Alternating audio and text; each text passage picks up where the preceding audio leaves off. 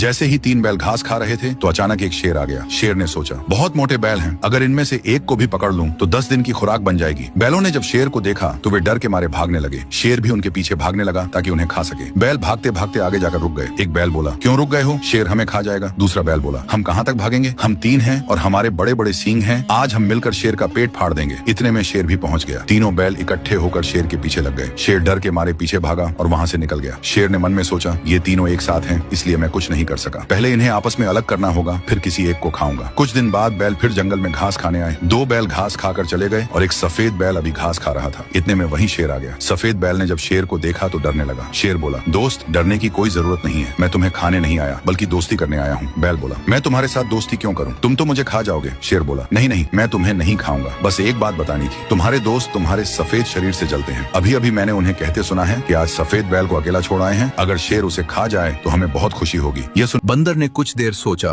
फिर मुस्कुराकर बोला, महाराज, हमें ताकत से नहीं बल्कि अक्ल से काम लेना होगा। हम एक योजना बनाते हैं।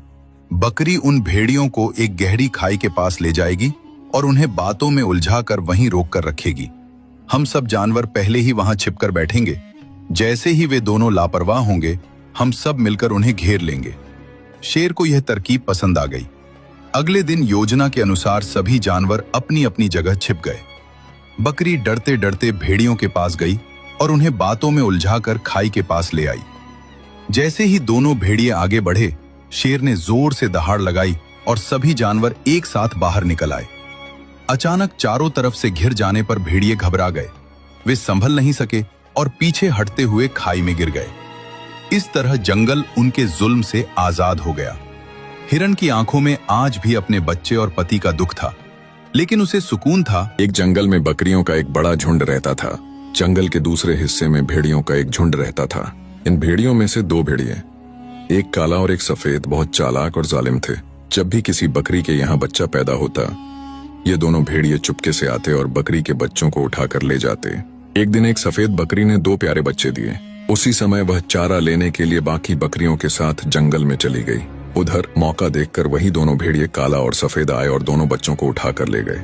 जब बकरियों का झुंड वापस आया तो सफेद बकरी ने अपने बच्चों को नहीं देखा। वह घबराकर रोने लगी और कहने लगी, मेरे बच्चे कहाँ हैं? दूसरी बकरियों ने कहा, लगता है भेड़िए उन्हें उठाकर ले गए हैं। अगर ऐसा ही होता रहा तो वे हमारी नस्ल को आगे बढ़ने ही नहीं देंगे। हमें कुछ करना होगा। सभी बकरियों ने मिलकर एक तरकीब सोची और फैसला किया कि वे जंगल के राजा शेर महाराज के पास जाकर न्याय मांगेंगी। एक बूढ़ी बकरी ने कहा, काली बकरी, तुम शेर महाराज को बुलाकर लाओ। एक दिन जंगल में एक बहुत बड़ा और खतरनाक भेड़िया आ जाता है। आते ही वह जानवरों को मारना शुरू कर देता है। सबसे पहले वह एक भालू को मार देता है, फिर एक बैल को भी नहीं छोड़ता। ये सब एक बकरी दूर से देख रही होती है। डर के मारे वह तुरंत वहां से भाग जाती है। भागते भागते वह अपने बच्चे के पास पहुंचती है, लेकिन जब वह अपने बच्चे को देखती है तो उसका बच्चा भी मरा हुआ पड़ा होता है।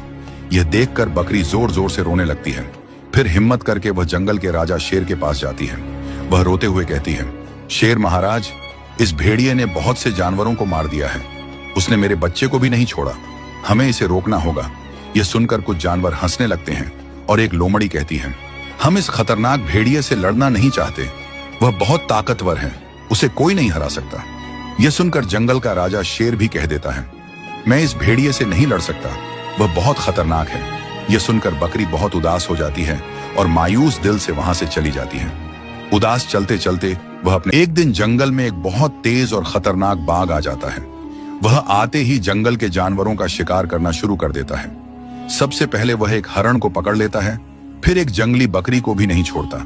यह सब कुछ एक छोटा सा खरगोश दूर झाड़ियों में छिपकर देख रहा होता है। डर के मारे वह तुरंत वहां से भाग जाता है। भागते भागते वह अपने बिल के पास पहुंचता है, लेकिन वहां जाकर वह देखता है कि उसका छोटा भाई खरगोश भी घायल पड़ा है। यह देखकर खरगोश बहुत गुस्से में आ जाता है। वह सोचता है कि अगर आज कुछ नहीं किया गया तो पूरा जंगल तबाह हो जाएगा। वह तुरंत जंगल के बड़े जानवरों के पास जाता है और कहता है, दोस्तों, अगर हम सब मिलकर इस बाघ को न रोकें तो वह हम सब को खा जाएगा। यह सुनकर एक गीदड़ हंसने लगता है और कहता है, हम इस तेज बाघ से कैसे लड़ सकते हैं? वह तो एक ही छलांग में हमें पकड़ लेगा। यह सुनकर एक भालू भी कहता है, मैं भी इस बाघ के सामने नहीं जा सकता, वह बहुत तेज और खतरनाक है।